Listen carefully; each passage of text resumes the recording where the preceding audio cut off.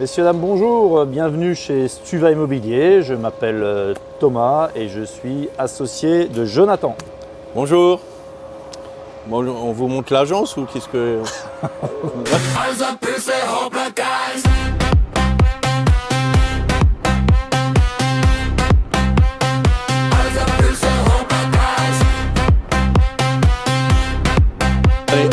Allez, suivez-nous.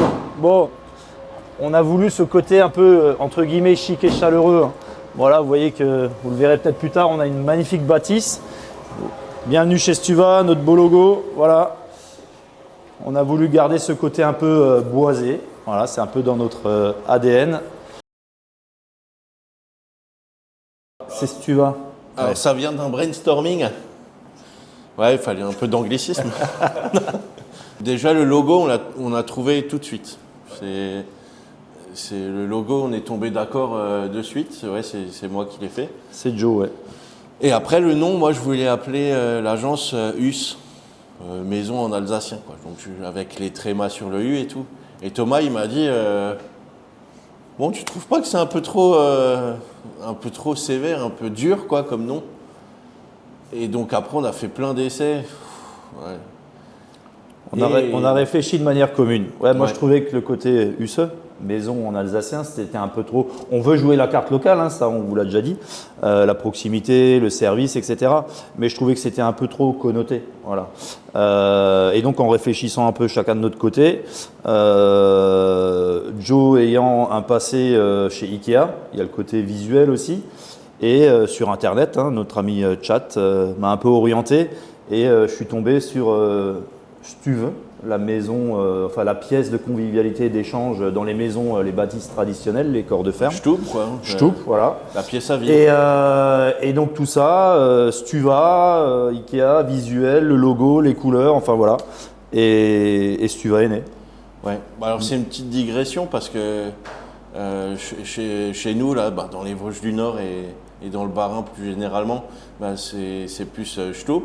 Mais Stoup sur une affiche, c'est à peu près aussi costaud que US. Donc on est allé chercher le Stuva plutôt dans l'alsacien du Sungo. Donc voilà, on est tous alsaciens finalement.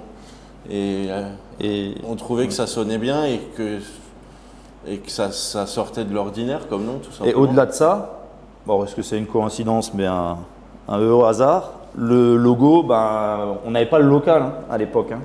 Et en fait, tout s'est goupillé de très belle manière parce tout le monde nous le dit, hein, on a une belle agence, on veut quelque chose de chaleureux et de convivial. Et donc cette bâtisse se prête à merveille à notre logo et à ce qu'on veut représenter, à savoir venez un peu comme vous êtes, hein, c'est un peu ça l'idée. Hein. Ouais, mais ça, ce slogan, il n'est pas à nous. Oui, je sais qu'il n'est pas à nous, mais bon, voilà, on l'utilise quand même. Il y a un copyright, attention. Il a une culture générale déjà largement au-delà de la moyenne, tu vois. Ouais. Contrairement à moi. Non mais c'est vrai. J'en peux plus de ce gars. On annule tout. Tu sais, on dit souvent que c'est un milieu de requins. Ouais. Mais c'est vrai. Hein. Moi, je ne sais pas quelle image vous avez d'un agent immobilier. Et souvent on pense, pas tout le monde, hein. Les jeunes comme vous c'est peut-être différent, mais on dit ouais putain, ouais, les mecs ils veulent vendre, enfin non. Surtout ceux avec des lunettes de mafieux, c'est les pires.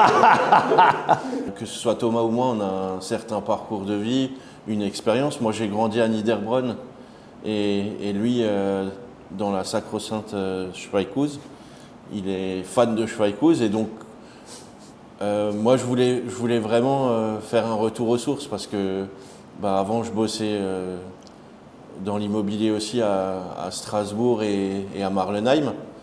Et ici, j'ai retrouvé un peu les gens de mon enfance. J'ai encore tout mon cercle social ici. Mais mes parents habitent à Rodebar, mes amis ils viennent de là, tout autour. Hein.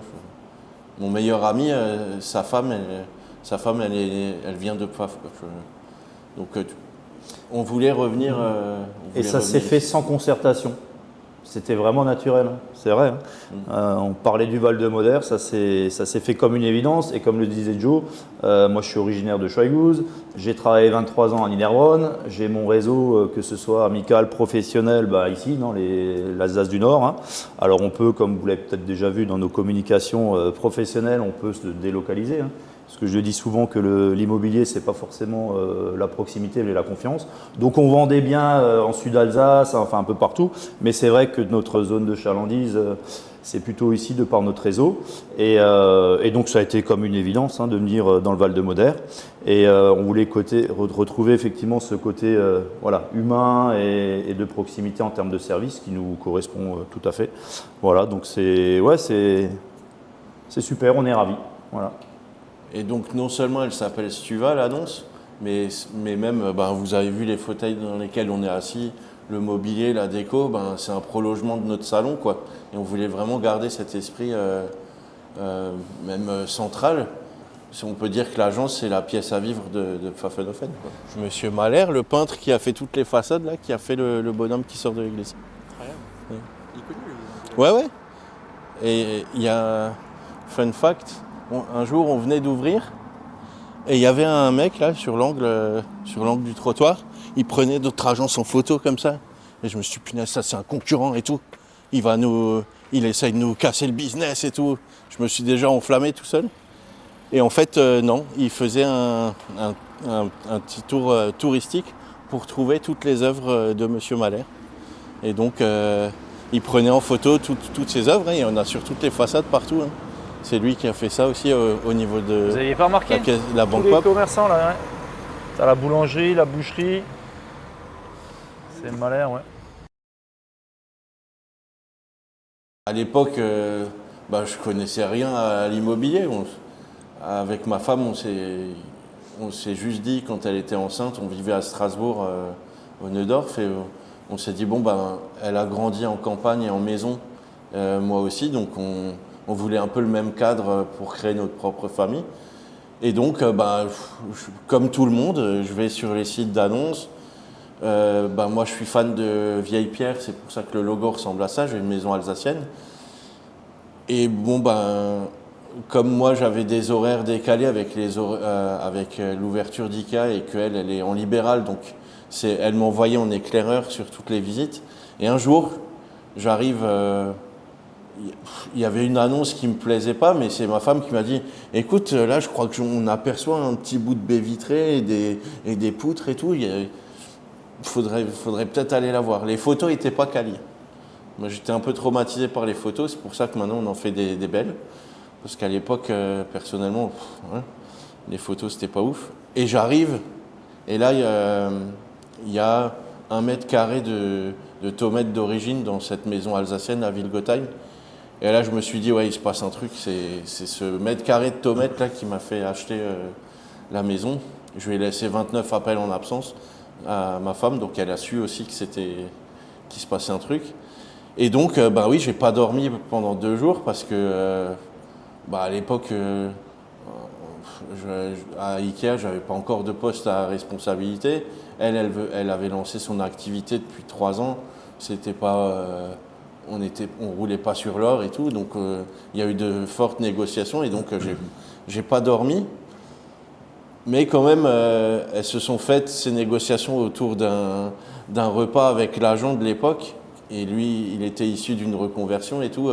C'était un peu à l'ancienne. Après, j'ai essayé de le recontacter quand je suis allé moi-même dans l'immobilier. Il avait pris sa retraite, donc je ne l'ai jamais revu. Mais voilà, je sais qu'on parlait de dizaines de milliers d'euros qui étaient en jeu là, dans ces négociations-là. Donc c'est ça qui était un peu vertigineux pour moi à l'époque. Mais il y avait quand même cette idée d'habitat, de construire quelque chose. Et donc c'est ça qui a allumé un peu le feu intérieur. On parle de projet de vie, donc forcément, on n'est pas là pour acheter des baguettes de pain, donc c'est ce que je dis souvent, mais c'est tellement vrai. Et donc c'est là où notre rôle à nous, il est primordial, de rassurer les gens, de leur donner toutes les informations avant la prise de décision, parce que c'est pas tous les jours non plus. Donc faut savoir les rassurer aussi. Voilà, c'est pour ça que je pense qu'on se différencie par rapport à certains aussi, par rapport à ça. Voilà, on ne se précipite pas, on donne tous les éléments pour que les gens puissent faire le bon choix. Voilà. Ou ne pas le faire si vraiment ça. Il faut pouvoir se projeter, sinon on n'achète pas une maison ou un appartement. c'est une certitude. Mais effectivement, il y a toujours un peu de stress et d'adrénaline, hein, c'est clair. Voilà. Mais c'est aussi ce qui fait le charme de notre métier. Hein. Ouais. Voilà, la relation humaine, les émotions. Enfin, moi, je kiffe, quoi. Et on dit souvent qu'il n'y a que les imbéciles, pour pas dire autre chose, qui ne changent pas d'avis. Donc voilà, moi j'avais une bonne situation. Voilà, ça faisait plus de 20 ans que j'étais chez Manpower. Donc je les remercie encore vivement. J'ai grandi avec eux professionnellement et humainement. Et puis à un moment donné, voilà, j'ai eu la chance de réfléchir un peu à mon avenir. Et puis ouais, on me dit souvent que j'ai eu beaucoup de courage, ce qui est le cas, mais j'ai été accompagné aussi, hein, ma femme m'a fait confiance, mes enfants aussi, les parents, hop, on y va. Et puis l'immobilier, entre guillemets, m'a attrapé, m'a pas rattrapé, parce que moi l'immobilier, à part acheter ma maison, notre maison il y a 30 ans, voilà, c'était la seule expérience immobilière. Mais en fait, c'est là où j'ai découvert que l'immobilier, c'est une question de confiance. Hein. Et donc effectivement, il faut un minimum d'expertise. Mais là, j'ai eu une très très belle formation. Avec Monsieur Jonathan ici présent, hein, voilà, c'est quand même, pour ceux qui ne le savent pas encore, ça a été mon coach et ça reste mon mentor, voilà. Et c'est grâce à lui qu'on en est là aujourd'hui, hein, donc voilà. Et j'ai appris très rapidement que c'est de l'humain, c'est une relation de confiance. Et moi j'avais déjà ce réseau existant de professionnels, hein, avec lesquels j'ai travaillé. Et j'ai fait beaucoup aussi de sport co et individuel, donc ça joue aussi. Hein. Donc moi la relation humaine, je dis les choses de manière transparente, voilà. Et donc ouais, je suis ravi parce qu'en l'espace de, moi ça fait un peu plus de 2 ans maintenant que j'ai changé totalement de situation et c'est juste du bonheur, quoi. Donc voilà. Cinquantaine d'avis positifs sur Google, 50 en un an. Donc après, on le voit pas là, hors cadre, mais on a le code barre partout et c'est vraiment ce qu'on demande aux gens, aux gens qui nous font confiance, c'est qu'ils nous fassent un retour aussi. Pour l'instant, on n'est pas déçus, c'est tout le contraire. On est même agréablement surpris. Les retours sont positifs, donc il y a une cinquantaine d'avis, une trentaine de ventes. Non, c'est super. Et les avis, pour en revenir à ça, parce qu'on sait que c'est vachement important de nos jours, hein, mais ils sont pas galvaudés, ce sont des vrais avis de clients et tous les verbatim qu'ils utilisent, en fait, c'est exactement l'image qu'on voulait mettre en avant. Voilà, transparence, sympathie. De la drôlerie aussi, parce que voilà, on est là pour s'amuser au quotidien. Et l'agence, ça fait 1 an. On est déjà au-delà de la visibilité qu'on peut avoir en termes de situation géographique, parce qu'on est au cœur du Val-de-Monnaie. C'est génial. Et je trouve qu'on l'a aménagé à notre goût. C'est vraiment ce qu'on voulait faire. Et depuis 1 an, il n'y a pas une personne ou un visiteur qui nous a dit « Oh, elle n'est pas bien votre agence ». C'est que allez super, on a envie d'y aller, c'est chaleureux, etc. Donc voilà, nous c'est tout bénef, quoi. C'est exactement ce qu'on voulait. Donc et les gens viennent, sont au rendez-vous, ne serait-ce que boire un café. Hein. On le dit assez souvent, hein, venez boire des cafés chez nous. Hein. Il y a souvent du chocolat, même tout le temps. Et voilà, c'est vraiment ce qu'on souhaitait faire.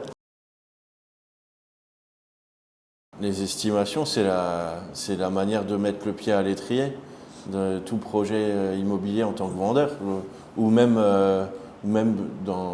tu parlais d'estimation patrimoniale, là aussi c'est notre rôle.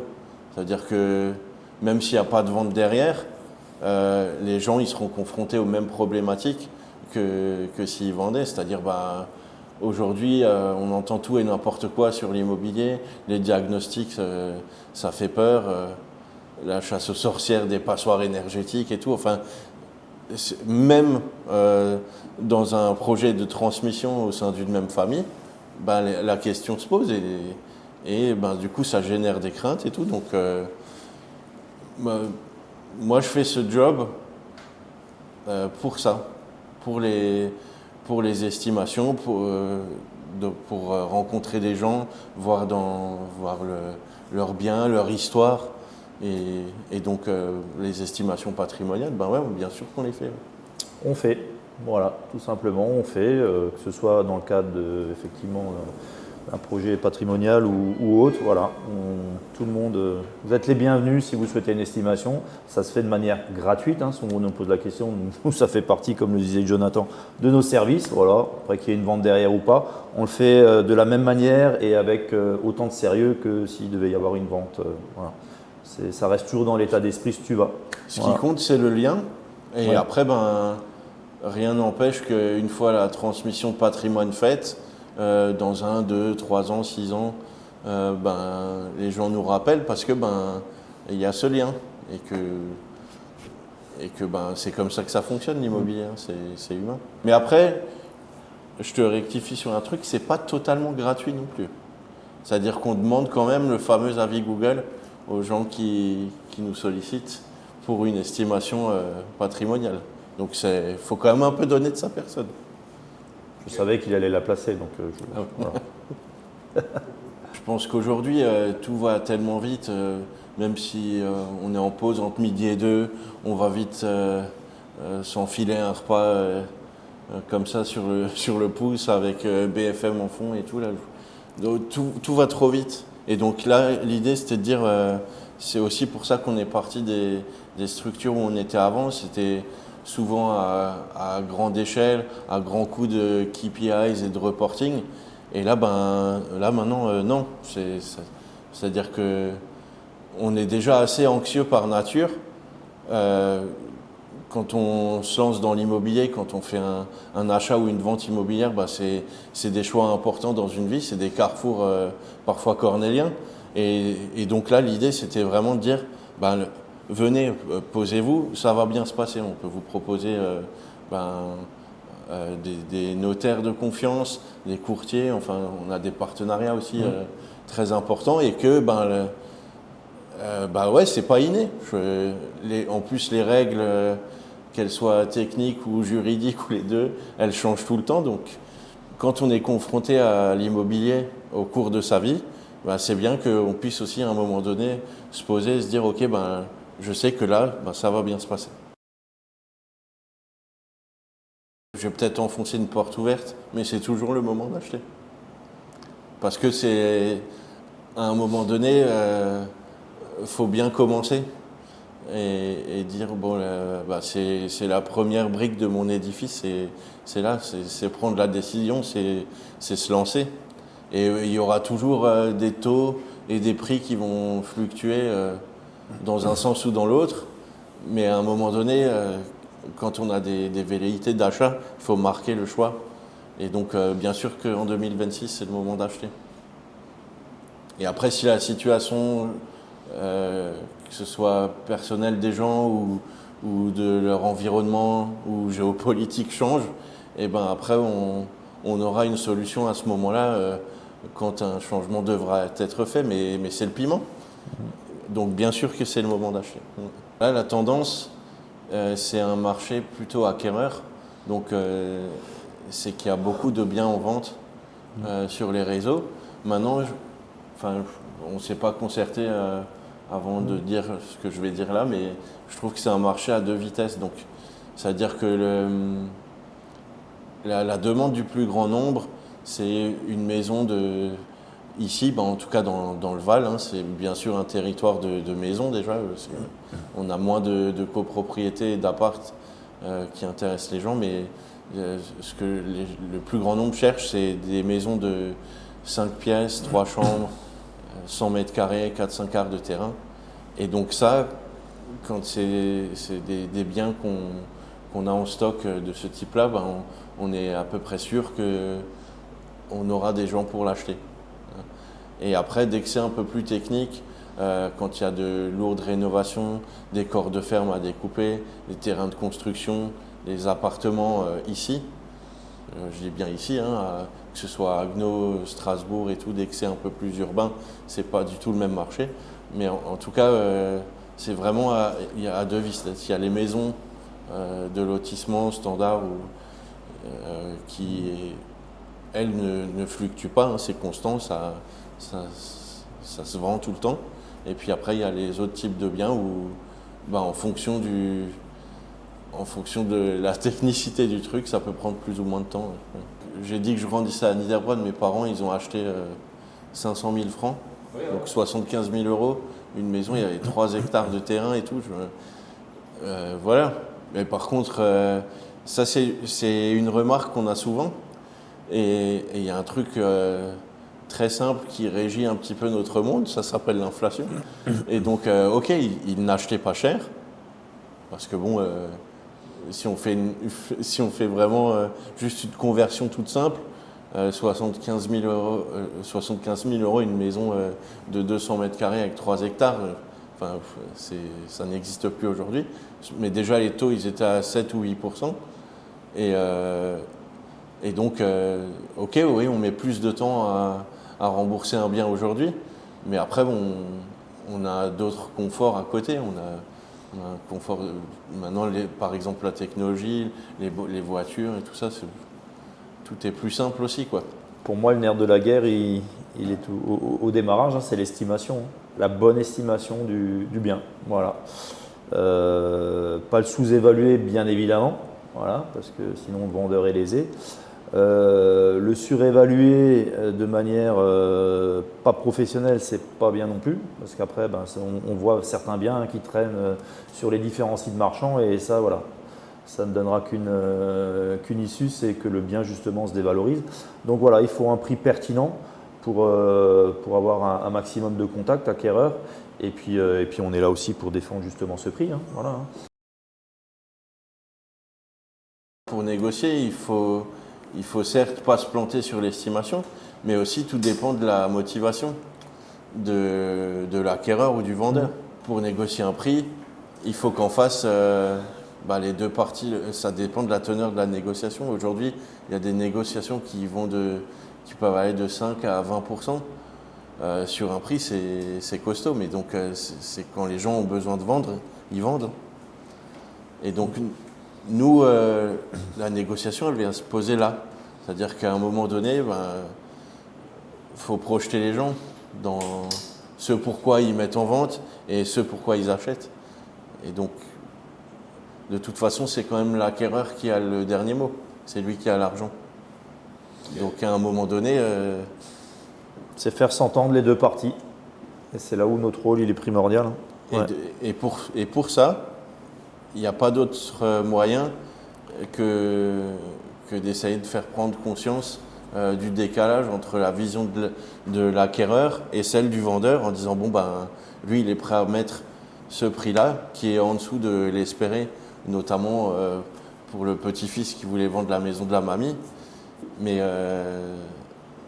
si on le projette dans l'autre sens et qu'on lui dit ok, à ce prix-là, on sait qu'on est hors marché, donc on va le laisser. Et après, qu'est-ce qui va advenir de cette maison? Est-ce que la fameuse mamie, elle serait contente de la voir se dégrader, tout ça pour espérer 10 ou 15 000 euros de ce qui serait vraiment le prix du marché? Est-ce que ça vaut le coup? Je ne suis pas sûr. Qu'en pensez-vous? Souvent, les gens qui se disent je vais essayer de vendre ma maison, mon appartement, ma villa par mes propres moyens, pourquoi pas, hein, ça peut marcher. Mais bon, là, le marché, comme le disait Joe, il y a plus de biens à vendre que d'acquéreurs. Donc, toute notre valeur ajoutée à nous, c'est justement de faire en sorte que le bien que vous nous confiez, entre guillemets, hein, c'est pas une mince affaire, on se différencie des autres, voilà, de par la commercialisation, de par l'estimation plus juste, voilà déjà. Et après, il y a tout notre rôle à nous en termes de, on n'est pas là juste pour mettre une annonce, hein. On fait des avant-premières réseau, ça marche beaucoup. On travaille beaucoup notre fichier acquéreur. Voilà, ça c'est primordial parce que souvent la profession a eu tendance à s'occuper que des vendeurs et pas des acquéreurs. Mais voilà, pour qu'il y ait une vente, il faut qu'il y ait les deux, hein, forcément. Ça me paraît logique. Et après, c'est notre rôle aussi, hein, tout au long de la commercialisation, le fait de mener une visite, hein, sur un bien. Voilà, moi je l'ai appris, hein, assez rapidement, mais j'ai eu très bon retour parce que voilà, on s'approprie le bien. On ne cache rien aux gens, surtout pas, hein, voilà, faut dire les bons et les moins bons côtés. En fait, il y a cette relation de confiance qu'il faut dès le départ mettre en avant, parce que les gens qui visitent une maison, un appartement par notre intermédiaire, en auront vu certainement avant, peut-être après. Donc notre intervention et le fait de rassurer aussi, comme le disait Jonathan, des acquéreurs, c'est souvent des projets de vie, donc on ne vend pas des baguettes de pain, je le répète, mais c'est important. vendeur, c'est simple, hein, ça commence par l'estimation. Après, quand l'estimation, ça se fait déjà en 2 étapes, rien que ça. La première, c'est on va chez les gens et comme ça, on voit leur environnement, on voit le bien. On a quelques questions, qu'elles soient techniques ou juste simplement sur leur projet. Pourquoi ils nous sollicitent, pourquoi ils veulent faire estimer leur bien. Donc le premier rendez-vous, il est chez eux, ça dure environ 1 heure. Et après, 48 à 72 heures plus tard, ils viennent en agence et là, on leur remet notre étude de marché. Parce que c'est pas juste un A4 avec un prix, hein. Il y a des comparables, il y a des éléments factuels qui viennent de l'INSEE aussi sur qui habite dans le secteur où se trouve le bien, quelles sont les catégories socio-professionnelles qui peuplent la commune en question et tout ça. Et donc, quand on leur remet le document, c'est à ce moment-là qu'on leur dit maintenant, quel est votre projet? Est-ce que vous voulez le mettre en vente tout de suite? S'ils nous disent oui, l'étape d'après, c'est de réaliser tous les diagnostics obligatoires et légaux, même ceux qui ne sont pas obligatoires. Je pense notamment à l'assainissement pour les maisons individuelles. Ce n'est pas quelque chose d'obligatoire pour l'instant, mais presque, hein, parce que c'est demandé par la Chambre des notaires. Et donc, il y a tout l'aspect technique des diagnostics, la prise de photos. Ensuite, on commercialise. Donc là, faut se dire qu'entre le moment où on décide de mettre son bien en vente et le moment où on donne les clés à l'acquéreur, il se passe en moyenne 6 mois. En moyenne, hein. Donc ça peut être un peu plus long, ça peut être un peu plus court, mais c'est un peu ça le truc. Donc, une fois qu'on commercialise, si on fait bien le boulot, forcément, il y aura des appels et des visites. Et si une visite se passe bien, l'étape d'après, c'est l'offre d'achat. L'offre d'achat, c'est juste, on pourrait même dire juste une intention d'achat. Donc ça, c'est un petit document. Là, ça peut tenir sur un cas qui dit moi, Monsieur Schmitt, je souhaiterais acquérir ce bien à tel ou tel prix. Et après, quand les parties tombent d'accord, suite à l'offre d'achat, on fait un compromis de vente. Un compromis de vente, là, on rentre vraiment dans le vif du sujet, hein. Ça, c'est un peu un contrat qui lie l'acquéreur et le vendeur avant qu'il y ait la signature définitive chez le notaire, qu'on appelle l'acte notarié. Voilà. Et ça, c'est l'étape ultime, en fait, en gros, qui arrive en général environ en moyenne 3 mois après la signature du compromis. Voilà. Quelles sont les principales étapes? Et après la signature de l'acte, c'est comme à la fin d'Astérix, c'est là où nous on retrouve nos acquéreurs et nos vendeurs et on va voir chacun des protagonistes dans leur nouvel environnement et on fait la fête, quoi. Voilà. C'est justement tout l'intérêt de bien préparer toutes les parties, donc notamment vendeurs et acquéreurs, avant la signature du compromis. Et ça, on le sent, hein, ça reste de l'humain, mais voilà, on sent un engagement réciproque. Et si on fait bien les choses en amont de cette étape qui est importante, le compromis, voilà, tout le monde a tous les éléments, côté vendeur, côté acquéreur, les diagnostics, ça on a validé le chiffrage, etc. Donc si toutes ces étapes-là sont respectées et se font de manière transparente avant le compromis, c'est juste une relecture des engagements qu'on a définis sur les semaines passées, hein. Donc oui, mais après c'est toujours une période et un moment de vie qui est important, hein, je le répète, mais voilà. Donc oui, il y a un peu de stress, mais en général, si tout est bien fait en amont et qu'il y a une relation de confiance entre toutes les parties, en général, ça se passe très bien. Ah oui, tout ça c'est réglementé, hein. Voilà. Donc on a un barème, un tarif en vigueur sur nos honoraires. C'est un pourcentage en fait sur le prix de vente net vendeur qu'on définit, parce que le vendeur reste seul maître à bord, hein. Nous on est là en tant que conseil professionnel. Donc donc c'est un pourcentage qui est défini, réglementé et qui est à disposition et affiché à l'agence. Voilà. C'est par tranche, ça va de 10% pour les terrains de construction, les commerces et les biens un peu plus techniques, si je puis dire. Ça, c'est la tranche la plus haute, jusqu'à 4% pour les les biens qui dépassent les 600 000 euros. À l'époque du Covid, les taux étaient autour de 1%. Donc là, c'était open bar sur les acquisitions, quoi. Je veux dire, on avait tous des budgets de ministres pour acheter un bien, ce qui n'est plus du tout le cas aujourd'hui. Et donc à l'époque, ma maison, je l'adore, hein, mais on a un petit jardin. Ma parcelle fait 3,70 ar. Et donc, confinement oblige, on s'est pris de passion avec ma femme pour le jardinage et la verdure, quoi. Donc on était très axé verdure. Donc à l'époque, on discutait un peu comme ça et on fabulait, on se disait toi c'est quand même dommage, tu es dans le domaine, me disait-elle, si tu trouves un bien un peu comme le nôtre mais avec plus de jardin, on y va. Ouais, c'était il y a 6 ans, j'ai jamais trouvé. Donc ça veut quand même dire qu'on est bien là où on est, mais bien sûr que moi, un coup de cœur immobilier, j'en ai au moins une fois par semaine. Hein. Ça m'arrive tout le temps. Ouais. On dit souvent l'immobilier, c'est un coup de cœur. Oui, certes, il faut pouvoir se projeter. Si on ne se sent pas un minimum bien dans une maison, c'est difficile de l'acheter. Mais d'un autre côté, il y a le portefeuille aussi. Mais notamment aujourd'hui. Donc coup de cœur, oui, mais après, visite contre visite, là les gens commencent à réfléchir. On n'achète plus que sur un coup de cœur. Il en faut à minima, mais après, voilà, il y a le budget. Voilà. Mais donc, bon, c'est un mix des deux. Ce qui est génial. Ouais. Ce qui est génial, c'est-à-dire que si on n'a pas le frisson, pourquoi faire un achat immobilier alors? C'est un non-sens total. Il faut ce côté-là. Il faut le frisson. Et après, faut éviter de. C'est pour ça qu'on passe par une agence. C'est ok, le frisson, ok, mais parfois il faut essayer de garder ses poneys intérieurs dans l'enclos, quoi, parce que c'est comme justement, il y a beaucoup d'émotions, il y a beaucoup de. Des fois, on le voit assez rapidement. Hein. Quand les gens ont un coup de cœur, ils passent la porte et on sait dans les premières secondes s'il y a un terrain fertile à l'achat ou pas.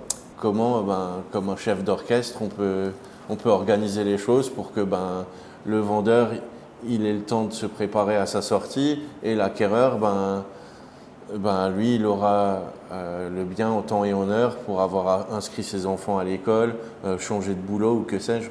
Donc c'est là notre valeur ajoutée. Mais bon, la flamme, c'est comme une chaudière, quoi. Hein. Pour remplir le tuyau de chauffage et que ça chauffe la maison, il faut qu'il y ait la petite flamme dans le brûleur, quoi. Faut que ça. Ouais, c'est pas du tout écolo. Je parle d'une chaudière fuel ou gaz. Oh, c'est une belle métaphore. Hein. Ouais. C'est sympa. Hein.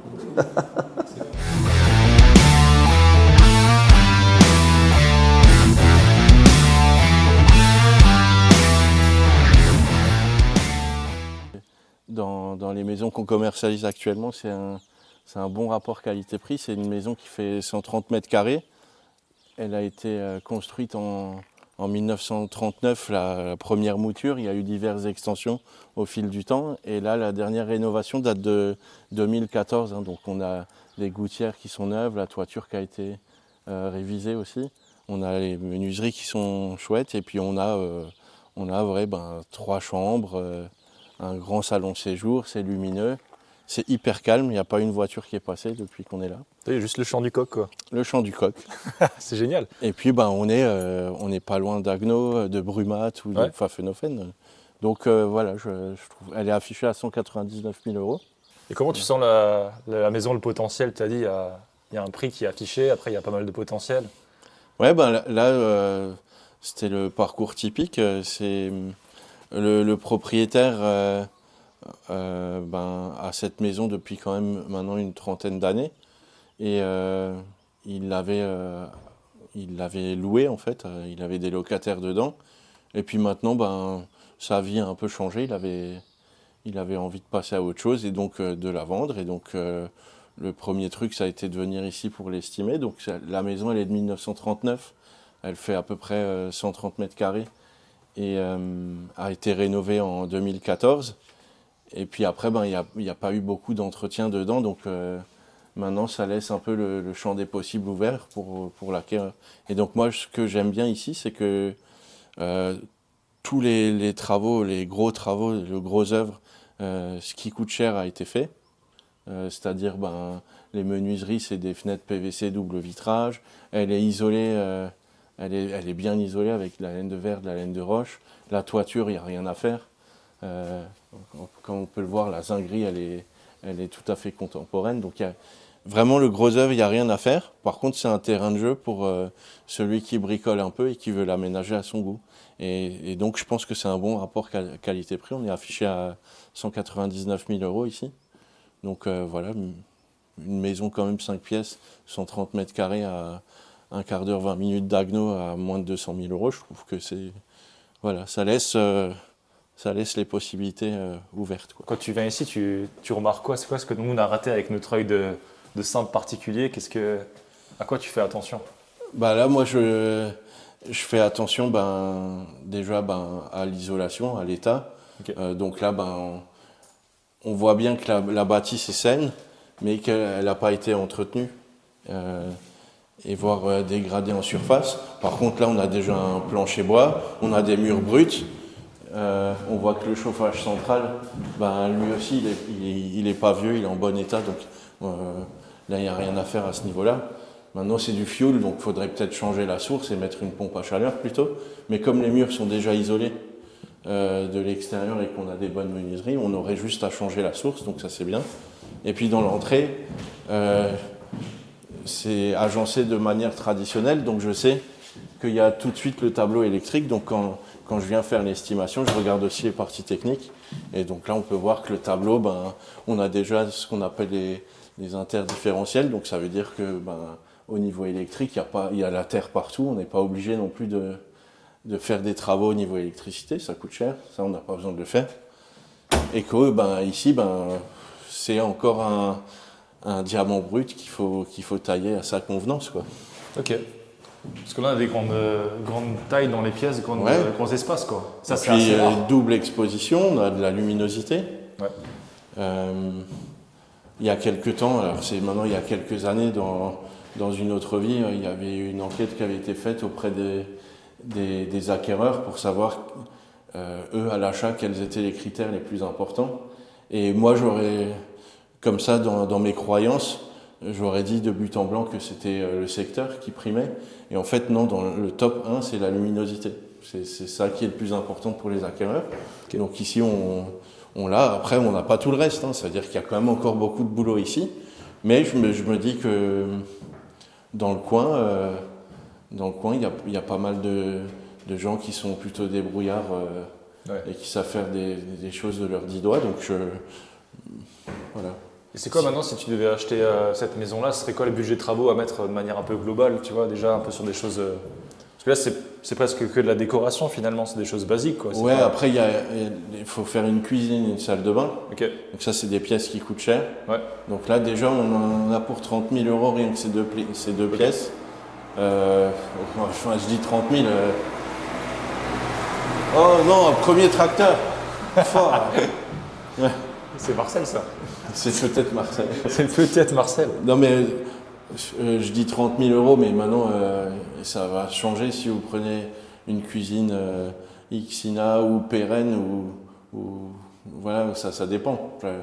Donc on peut y mettre ce qu'on veut comme prestation, mais je dirais que pour ces deux pièces, il y a déjà 30 000 €. Et puis après, d'un ordre général, je pense qu'autour des 50 000, on peut déjà y poser ses fesses, quoi. C'est bien ça. Donc pour moins de 250 000, tu t'en sors quand même avec une maison qui est plutôt correcte et rénovée, les frais de notaire et tout, on va dire. Allez, à 270, tout compris, salade, tomate, oignon, on a une maison cœur de cible.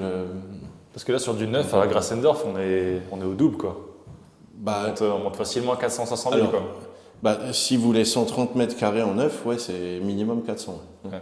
Minimum, hein. Et pas avec des prestations de fou, en prêt à décorer, un extérieur pas fait et tout. Là, c'est pas le même genre, hein. C'est de l'ancien à rénover ou rafraîchir. Ouais. Ok. J'ai même eu une visite où c'était des investisseurs qui voulaient découper les deux niveaux pour faire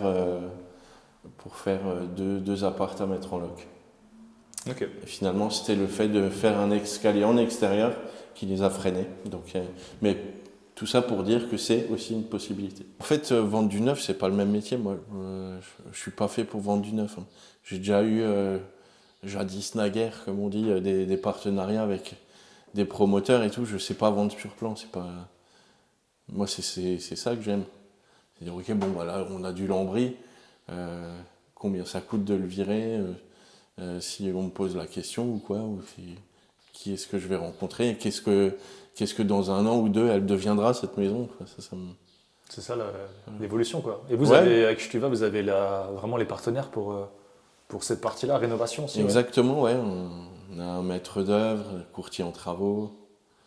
Et après, on a des corps de métier tout seul. On connaît un très bon charpentier aussi. Donc oui, mais il faut.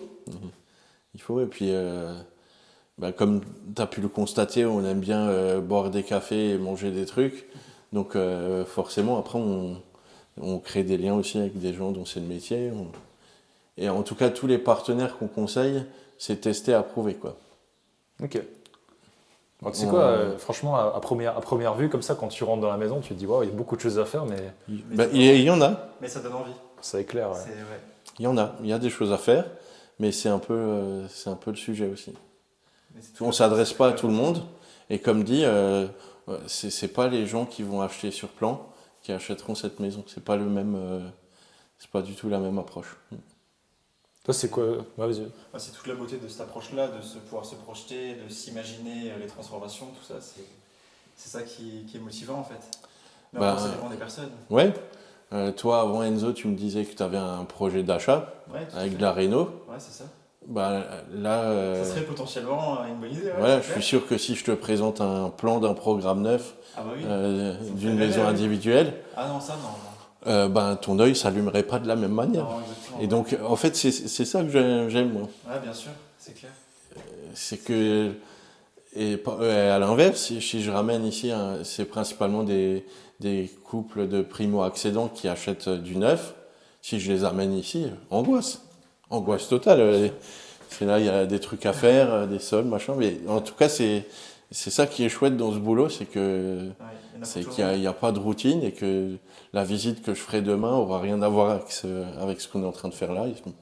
Voilà, c'est ça le but. Parce que ouais, c'est ça qui est toujours drôle dans l'immobilier. Tu sais, les maisons qui ont été habitées et tout ça.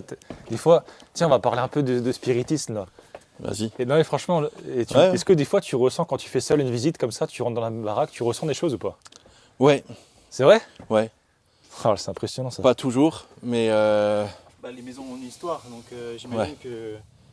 Parce que ça, c'est des baraques qui ont déjà des années quoi. bah ouais, les 39 celle-là. 39, donc il y a les guerres, il y a eu tout ça quoi, tout ce qui est passé par là quoi. Bah ouais, ouais. Et Et après, ben ça c'était une extension. Ok. Et comment je le sais? Parce que la charpente, elle est pas en chêne, elle est en pin. Et donc quand c'est du chêne, on sait que c'est souvent des maisons anciennes qui ont un ou deux plusieurs siècles, des fois d'existence. Et quand on a commencé à prendre du pin pour faire les charpentes, on sait qu'on est après les années 60, quoi. Donc du coup, ça m'intéresse aussi. Et donc ici, ce que j'aime bien quand je viens la première fois, c'est que je vois que c'est une extension parce que c'est de la brique rouge, c'est pas de la pierre comme ça a pu être avant, ou du colombage avec du torchis sur des corps de ferme alsaciens. Et là, on a déjà une dalle béton, donc ça aussi c'est important quand on achète. On peut aménager comme on veut, là ça supportera tout ce qu'on veut y faire comme type de pièce. Ouais. Parce qu'on a une dalle béton. On peut voir que la charpente est saine, elle a été traitée parce que le bois est sombre, donc ça veut dire que ça a été lasuré. Il n'y a pas de petits trous, il n'y a pas de capricorne, il n'y a rien. Et c'est isolé avec de la laine de roche qui a un coef d'isolation bien plus important que la laine de verre et tout. Donc je sais que la maison est saine. donc ça, Donc c'est aujourd'hui une pièce que tu peux rajouter en plus quoi, dans la maison. C'est en fait ça, par exemple, sur l'annonce, vous verrez pas de photo de cette pièce. Ah oui. Et ça, c'est tout ce que j'aime, moi, c'est des bonus. Par exemple, ma toute première vente, il y a 8 ans, c'était une maison à Oberhausbergen. Il n'y avait pas un grand terrain. et elle était à plus de 430 000 euros avec 3 arts de terrain. Bon, c'était une maison de 2005, tout ça, et je me suis dit, ok, je débute. Je m'étais fait un avis avec. J'avais demandé aux collègues qui étaient bien plus experts que moi à l'époque. Et je me suis fié à leur avis, quoi. J'avais rien d'autre, je venais de commencer. C'était ma première vente. Et donc, je fais la visite avec les acquéreurs. Et lui était ingénieur et elle orthophoniste. Je me rappelle encore, hein, c'est la première vente, on s'en souvient quand même. On fait le tour de la maison, il se passe pas grand-chose. Je leur pose des questions, les réponses ne viennent pas, donc je commence à douter de moi. Je me dis, est-ce que je fais bien, est-ce que je suis nul et tout. J'étais pas bien, quoi. Vraiment, c'était pas gagné. On fait le tour de la maison. Ce qui est bien, c'est qu'elle était au bord d'un parc. Donc même quand on était chez soi, on avait l'impression d'avoir des hectares de terrain parce que le jardin jouxtait le parc. Ouais. Donc ça, c'était un bon point. Donc ça, j'ai mis le paquet là-dessus, mais j'avais l'impression qu'il n'en avait rien à faire. Et je me suis dit, oh là là, je vais pas m'en sortir. On arrive au sous-sol. Là, il y avait un baby-foot et des étagères avec les conserves de mamie. Et là, ils se sont allumés. Ah, des conserves, le baby-foot. Et donc, j'ai vendu cette maison grâce au sous-sol. Il n'y avait pas de photo du sous-sol dans l'annonce, rien. Donc, et ça, c'était ma première vente. Donc, je me suis dit, ouais, ok, l'immobilier, c'est n'importe quoi. En fait, on achète sur n'importe quoi. Moi, Ah, le c'est carrelage, que lui, c'était la conserve de mamie au sous-sol. Enfin, c'est nimp, quoi. Et donc, c'est pour ça que ce genre d'aménagement, de pièces, de rallonge, j'aime bien parce que c'est vraiment des fois le petit plus qui va faire basculer la vente. Ah, c'est clair, ouais. C'est excellent. Donc Là, ici, ça laisse l'imagination de chacun œuvrer, quoi. On peut faire. c'est un top peu ça, ça, ouais. ouais. C'est top. Et t'as une petite vue aussi sur le quartier là, c'est sympa. Ouais, franchement. Alors maintenant, franchement, on la voit, elle est brute, mais c'est un vrai volume. Et là, par exemple, là, on se dit, ah punaise, c'est un peu bas, je vais me manger la poutre. Bah là, je sais que j'ai une solution à apporter. Faire comme chez moi quand j'aménageais les cons, vous mettez des travers sur chaque chevron, sur tout le long de la toiture, et comme ça, vous élevez le plafond et vous ne mangez plus la poutre quand vous passez. Ok. Donc il y a plein de toujours trucs des à solutions, faire. en fait, Bah quoi. oui. Toi, tu fais. Et c'est pas dans tout ce qui est un petit peu comme on voit à la télé, tu sais, les homestaging, les choses comme ça, non? Si, si tu vas sur notre site et que tu regardes l'annonce, cette pièce, elle est homestagée virtuellement. Ok, pour se projeter quoi. Ouais. Voilà. Mais par contre, tu vas pas venir ici mettre de la déco et. Alors pas dans cette maison, Ouais. mais pas parce que je veux pas, parce que c'est en lien avec les motivations et l'historique du vendeur. Ok. C'est-à-dire que lui, il l'a rénové en 2014, on lui a rendu dans cet état-là, donc lui, il n'a plus du tout envie de... Ok. Et même moi, en âme et conscience, je ne pourrais pas lui conseiller de remettre un coup de peinture. Ça veut dire que lui aussi, son prix, on l'a constitué en ayant ça en tête, en disant, bon, si on refait les sols ou les peintures, ou si on remet une cuisine même standard, on n'est pas sûr que la cuisine en question plaise au futur acquéreur. Et alors à ce moment-là, on ne la met pas à 199 000, mais on rajoute encore un petit billet pour avoir un bien dans lequel on peut se poser tout de suite. Mais là, c'est pas le sujet parce qu'ils vendent justement pour plus avoir de travaux à faire. Si maintenant on visite une maison et que c'est une maison qui a une histoire, par exemple un meurtre ou ce genre d'histoire, c'est obligé d'être stipulé dans l'annonce? Absolument pas. Ok, d'accord. Donc ça peut être une surprise ou alors simplement ne pas le savoir, quoi. Exactement. Alors après, en fonction des situations, maintenant, je n'ai pas encore eu le cas, mais on a vendu une maison où il y a eu une tentative de féminicide dedans. Ok. Et donc ça on l'a quand même communiqué. Ok, ouais, ok. Parce que faut toujours se mettre à la place d'eux. C'est-à-dire que si moi je suis acquéreur, peut-être moi j'y serais pas sensible, mais ma femme beaucoup. C'est normal, ouais. Et, Ça peut toucher les gens, ouais, c'est sûr. Et puis en fonction de l'acquéreur, faut le dire. Parce que même les gens sont heureux dedans, et puis d'un coup ils font le jardin, il y a le voisin qui arrive et qui dit « Ah, vous avez acheté cette maison oh !» Vous imaginez, ça va pas, quoi. La douche froide, ouais, Mais oui, et puis c'est pas le but. Ça veut dire que faut parler à bâton rompu de ce qui se passe. Bien sûr. Et puis voilà. Après, si dans l'histoire d'une famille, il y a eu un décès, quelqu'un est mort dans son sommeil de vieillesse, il a passé toute sa vie dans le truc. Ben voilà, on va pas forcément dire que le 11 mai à 18h20, elle est passée. Voilà, c'est des choses qui donc, arrivent. on va pas le dire, mais par contre, s'il y a des événements qui peuvent avoir une influence sur le choix de la personne, bien sûr, faut le dire. Ouais, bien sûr. Moi, c'est un élément de décision, je pense. Donc, Bah, ça dépend. ouais. Ça dépend Comme des dit, gens, c'est ça. Exactement, ouais. Alors dans les vieilles maisons comme ça, il y a souvent aussi d'autres choses. C'est des fois des anciens coffres-forts, des cages, des choses comme ça. ouais. Et ça, c'est aussi des mythes, quoi. Alors, Vous êtes les premiers arrivés sur les lieux, quoi, en général. là, celle-ci a été vidée, donc là, on est sûr qu'on trouvera pas de trésor caché. Ouais. Par contre, ouais, peut-être que ça peut arriver. Ouais. C'est sympa l'habillage là, comme ça, avec les pierres, là, tu vois. Ouais. Parce que Le ça grès. coûte un bras, mine de rien. Hein. Bah, c'est du grès des Vosges. Hein. Ouais, ça coûte un bras, les gars. Hein. Mm. On dirait pas comme ça, mais. Et question aussi un peu bête maintenant, les générations qui veulent la fibre, tout ça, ça se passe comment? T'as déjà des choses en place ou... Ben là, il y a le boîtier de fibre, hein. Donc elle est déjà fibrée la maison. Ça, c'est déjà bien aussi. Hein. Ouais. Parce qu'aujourd'hui, c'est aux propriétaires de faire les travaux aujourd'hui pour ouvrir la route et tout si c'est pas fait. Hein. Ouais, si ça n'a pas été Si fait, ça n'a pas été fait, ouais. lors de l'ouverture du marché, ouais. On n'est pas loin d'Agno, de Brumat ou de Ouais. Pfaffenhofen. Donc voilà, je trouve, elle est affichée à 199 000 €. Moi, je suis convaincu que l'humain reste au cœur de l'immobilier. Vendeur, acquéreur, nous intermédiaires, etc. Donc on peut se servir, hein, comme dans tous les domaines hein, de l'IA, etc. Mais c'est d'autant plus, à mon avis, compliqué dans notre domaine, l'immobilier. On parle de projet de vie, il y a de l'affect, enfin il y a plein de choses. Pour moi, l'humain est indispensable. Voilà. Donc, enfin, j'en suis convaincu. Et je pense que c'est pour ça que les gens nous font confiance aussi. Voilà. Bon, après, moi, les IA, elles m'ont déjà bluffé. Donc, qui sait? On ne sait pas. Ouais, en parallèle de notre activité, mais non. Mais franchement, il y a trop d'émotions, il y a trop de paramètres, encore une fois, pas rationnels pour que tout soit fait par une IA. Ouais. Pour moi, j'y crois pas. Pour moi, il reste quand même les personnes, quoi. C'est tout l'intérêt. Et c'est aussi pour ça qu'il y a une agence physique avec des fauteuils et des cafés, quoi. Enfin, ouais. Vous avez déjà demandé un café à ChatGPT? Mais l'idée, c'était aussi, on affiche des horaires d'ouverture, c'est d'être présent. Que ce soit dans le milieu rural qui nous entoure ou même en agglomération.